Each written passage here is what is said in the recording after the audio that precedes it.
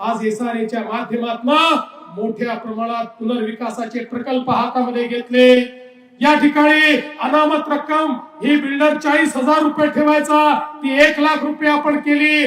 त्या ठिकाणी आमच्या झोपडपट्टीतल्या लोकांना त्यांचे किरायाचे पैसे ऍडव्हान्स मध्ये मिळाले पाहिजे याकरता व्यवस्था उभी केली।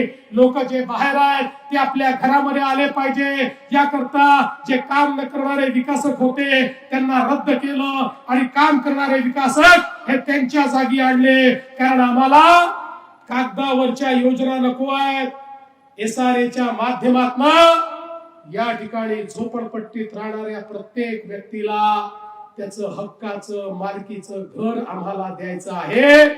आणि मी तुम्हाला सांगतो, पूर्वी ज्यावेळी झोपडपट्टी मुक्त मुंबईचा विचार केला जायचा त्यावेळी झोपडपट्टीवाल्यांना इकडून काढून कुठेतरी टाकून द्यायचं अशा पद्धतीची संकल्पना होती।